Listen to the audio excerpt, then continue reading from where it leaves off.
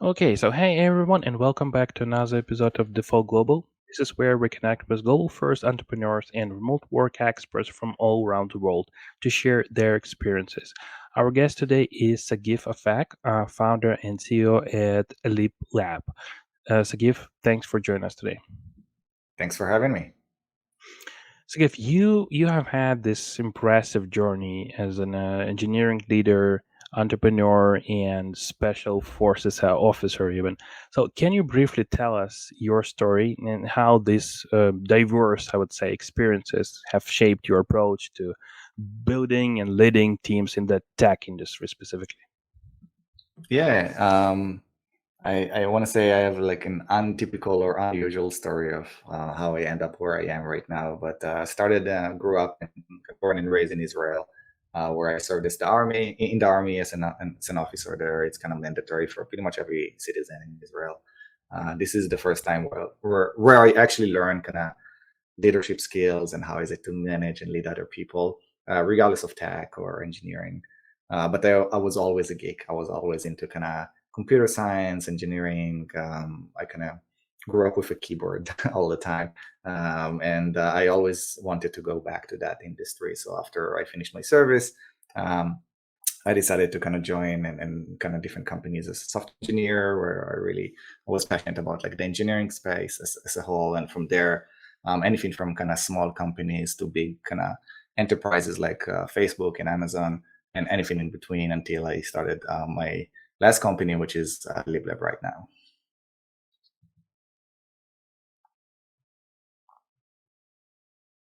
Okay, and as the CEO of LibLab, as far as understood, you're working on providing SDK as a service, right? Can you share with us how this service helps companies who want to have this SDK for their APIs and what value it brings? Yeah, so we're moving into a world that a lot of companies are speaking to other companies using APIs, right? APIs is like the language between different companies, different services, and it's becoming more and more popular. That's like the de facto standard between services inside a company and outside a company with other companies. The problem with API is that it's very hard to integrate with. It can be very complex. They change a lot. There are lots of different ways or standards of how to access them. And when companies really care about their APIs and they want to make it more accessible to developers, they usually want to offer SDKs for other developers, right? Because there is a huge difference between one line of code of integration with this API versus kind of implementing everything yourself on your side. And usually companies that really want to provide good developer experience, helping their developers by offering out of the box a SDK in whatever language their developers work with. The problem is that creating and maintaining those SDKs is very hard. It's a lot of manual work. You need to be industry expert in whatever language you want to provide SDK with. And a lot of times those SDKs are constantly changing because the APIs are constantly changing, right? And what LibLab is solving is exactly that, right? We are automating this entire process from creating an SDK to maintaining the SDK, as simple as just one line of code as part of the CI/CD pipeline of every company. So we really have industry experts in all those different languages. So as a company, I can come and say, hey, like this is the API, this is how I want to be integrated with the rest of the world. Now choose your favorite language, and you can do that easily in your own language idiomatic way. That's cool. Okay. And as far as I know, you have started a number of companies, multiple companies across different countries, right? Including the US, like Israel, and as far as I remember, Brazil, right? So, what are some unique challenges and opportunities you have faced when expanding globally and building these global first companies? And how did you kind of navigate through those challenges? Yeah, so there are many challenges. There are challenges of like understanding the market you're in, right? Because Israel is very different than the US, which is very different than Brazil. Every market has their own unique characteristics when it comes to selling to customers, understanding their point of view, the business process, and so on and so forth. And obviously, there is logistical challenge, anything from setting up company all the way to hiring talent, finding the right talent, evaluating the right talent. And in every market, it's very different. all the way to what we're doing right now with LibLab, which is a remote first company where we actually have we're hiring talent worldwide, right? So we're not bounded to one specific location. Most of our current kind of employees are in the US, but we have people in Europe, we have people in Central and South America, and we hire talent wherever they are. Okay, got it. And this Home Dine, your first startup, right? This was a kind of innovative concept similar to Airbnb, but for meals, right? Am I right? However, you mentioned, I guess, in some of your interviews that those cultural differences and consumer behavior presented challenges in the U.S. market, right? So, uh, with that, what were the maybe key lessons you have learned from that experience that you can apply building your existing company, LibLab? Yeah, one of the lesson that I learned in Home Dine is really understand the market that you are trying to sell into, right? For instance, the concept in Home Dine was, like you mentioned, Airbnb for meals, right? So you can open a home restaurant from your home, invite people over, charge money for it, right? We started in Israel and it was very popular because the concept of inviting people over in Israel is pretty standard, right? It's not a big deal. When we moved to the US, we kind of faced the wall, right? Because in the US, the culture is very different. People are more kind of privacy oriented. For them to open their house for strangers is very hard to do. And also to go to a random house that belongs to someone you never met and kind of have like home cooked meal there is really unheard of, right? And this is one of those things that we realized too late. We weren't really familiar with the market initially. Was the first time that I moved to the US. And I just assumed that the same culture, the same kind of behavior will be ported into a different market. And I soon enough realized that it's not going to happen. It's a different culture, a different mentality. And that was actually the main reason why we decided to close Home Dine. But since then, like the lesson that I took with me, right, is that if something works really well in the market that make sure that you really research the market that you want to expand into before doing that, right? Don't assume that everybody will behave or adopt the same behavior that in your own local zone, because obviously people are different, cultures are different, and really make sure that you really research and know the markets that you want to expand into. Yeah, that totally makes sense. And you mentioned that you have teams in different locations in Europe, right? I guess in Latam also, right? So you run global first company. What are the key factors to consider when hiring globally? Do you have any criteria for a country that you hire from, or do you have some checklist or anything like that?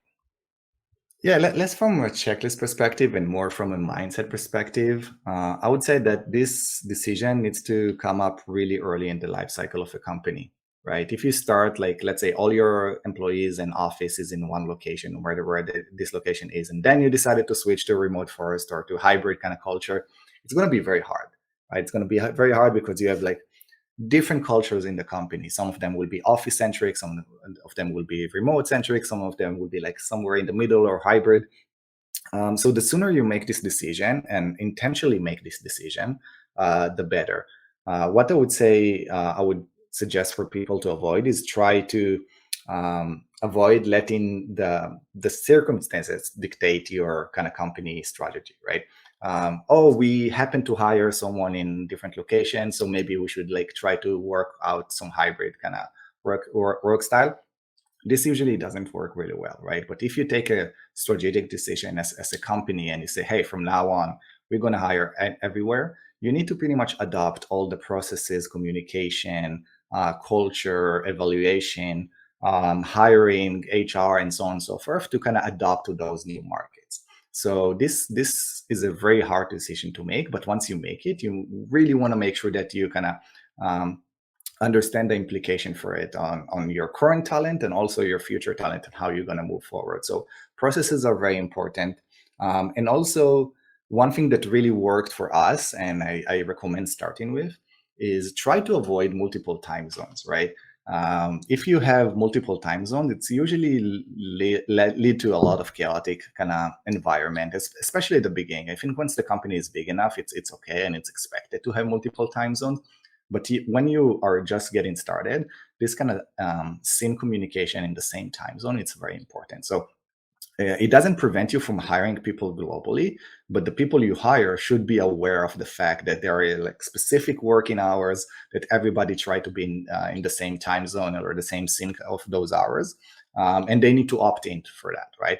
Because for some people it means like they're going to be working late at night or early morning, right? And they should be opt in for that decision, versus letting other people to have different time zones and then try to kind of close the gaps with like async communication, which at least in the early stage, it's really hard to do. Got it. I'm just curious, what was your initial motivation to hire globally from the day one? So was it kind of budget perspective, or there was something else? No, it's more like philosophy perspective, right? Like your location, wherever you live, does not have the best people in the world, right? So you don't want to bound yourself to a 40-mile radius of Cool. wherever you live, Mm-hmm. right? So for me, it's like, hey, I want to hire the best people, no Mm-hmm. matter where they live. I want to give them the opportunity to be hired in a really Mm-hmm. great company that we are building. Mm-hmm. So for me, the motivation is like, talent is everywhere. Let's find the best ones, not just the ones that are like in the same radius as Yeah. here, and hire them. So it's more like building a culture of really great engineering Mm-hmm. and great talent, and find them wherever they are. Um, it That's depends awesome. where you live. Budget can be a plus or a minus, right? Mm-hmm. But we hire people globally, and we usually pay top of the market. Hmm. Cool. And that's another question that I was going to ask. One of the challenges faced by companies when hiring globally, right, is determining fair compensation based on location, probably. And I guess I heard in one of your interviews or somewhere you mentioned the need for better tooling around compensation that takes into account this cost of living and local market rates and so on, right? So can you explain more about how you see this, solution? Maybe it's again like an API or service that gives this accurate and current seller information for specific cities and countries, or any ideas about that? Yeah, so I mean, maybe to step back for a second, there are two schools of thoughts here, right? Like one is pay everybody the same, no matter where they live, and then the second one, which I think it's more adaptable or more used, is like pay people based on their local market, right? Even in the US, right? When I worked in different companies, when I moved from New York to Austin, I needed to take a pay cut because Austin is a cheaper market than New York, for example, right? So there is some adaptability to kind of local markets and where people live. In terms of tooling, I think it's very hard, because different markets have different, obviously, pay scales for different levels, and it always changing and always adaptive. There are some services that we are using right now that are helping with that, but again, there is no like one service that help with that, and I think it can be a great opportunity. Okay, that's good. And so basically like logistics around compensation, but also around perks can be significant challenge for global companies. So and from shipping this flock to employees in different countries, to managing payroll and subscription for multiple services that your teams should have, right? So with all that in mind, how do you envision the streamlining this process? How are you doing it right now in your company? Yeah, that's a hard one, right? Like the local logistics. For instance, you want to ship a T-shirt, right, to someone who lives Hmm. in a completely different country. Hmm. Can be a hustle. I would say that right now we're relying on our operation team, which is doing a really great job to find local provider or local vendors in every company, in every country that we have people operating in, and kind of doing most of this logistics. I Hmm. don't think there is one solution that fits all. I would love to have one, Hmm. but right now we're doing it in house with our operation Got team. it. Okay, sounds great. And for those talents who are listening to us right now, so we have a community of around 10K talent in Europe and in Latam. And for those guys who are listening to us right now, how can they become a part of your team or maybe similar global first company? What should they do? Yeah, I mean, there are lots of kind of job boards or aggregator sites that offer remote first kind of or highlight remote first companies and opportunities. If they want to learn about LibLab, they are more than welcome. LibLab.com. They will find a career page there and they can apply. We are hiring employees or contractors wherever they live, as long as they're amazing in their field, and they're willing to work in kind of US time zone. They don't have to live in US time zone, but they are willing to work in US time zones. So yeah, if they want to learn more, liblab.com will be the place to go. Cool, cool. And in terms of global hiring, do you rely on some local recruitment agencies, or you just work with local job boards? What is your strategy here? Yeah, so right now we have in-house recruitment team Mm-hmm. that is taking care of finding the right Everything. talent and kind of Hmm. reaching out and kind of filtering the people. But and we're very happy with. So Hmm. we have kind of in-house recruiters for now. Awesome. Okay. And so I just need to ask this. So LibLab has seen this impressive funding success, right? Raising 50 mil in just 7 months or something like that, right? So in today's economic downturn, where many companies are facing layoffs and where investors are becoming more cautious, right? So how can global first company stand out and attract investment? Maybe you can provide any tip on that, any tips. Yeah, I mean, and then just to be clear, we actually raised our Series A in the kind of downturn that the market faced, but so we were lucky with that. But I would say in that regard, I don't think there is a big difference between remote first or kind of local company when it comes to raising Hmm. money. It's just you Hmm. need to have good product market fit, you need to have really strong talent, and you need to have really big opportunity. If you combine those three, you will be able to raise money. Obviously, you need to show some kind of traction or credibility to your ability to execute on the vision. But for that regard, I think that I don't think I see a lot of difference between companies' valuation and Hmm. fundraising based on where the company located, Hmm. as long as they have good opportunity and good kind of track record. Okay, got it, got it. And for those entrepreneurs who are listening to us right now, what advice would you give to them who are maybe looking to build and scale their international companies, right? Like you did. Not Yeah, only from be hiring perspective, but only maybe from business sales perspective as well. be very intentional of what you want to achieve, what you optimize for, right? For some companies, it means I'm optimizing to hire as little as possible, right? They want a lifestyle business. They don't want to kind of manage hundreds of people and all the overhead that comes with that. And that's totally okay. For companies that or entrepreneurs that really want to scale and build a big sustainable company for generations, be very intentional of like where you want to hire, how you want to hire, and how you want your company to operate, right? It's one thing to say I want to hire everywhere. It's another thing to say I'm okay with having people in different markets, different cultures, different communication styles and skill sets, um, and find the right processes that will support that, right? Because hiring is just one challenge. Then onboarding those people, retention, kind of career growth, and all of that across multiple areas, multiple culture, it's a whole new different of kind of challenges. So be very intentional of how you envision your company progressing and how you want to set the right processes to kind of get you there. Got it. That's a good one. And probably my final question. So with LibLab being a relatively new company, what are your plans for the future?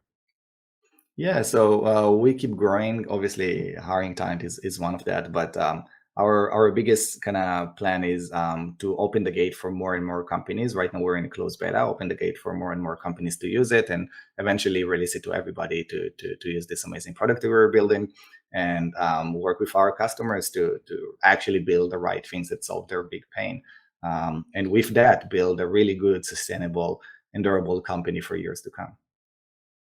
That's great.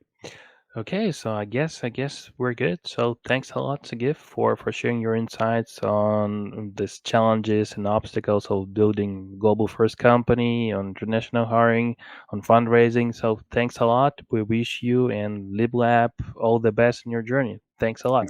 Thanks for having me, Vit.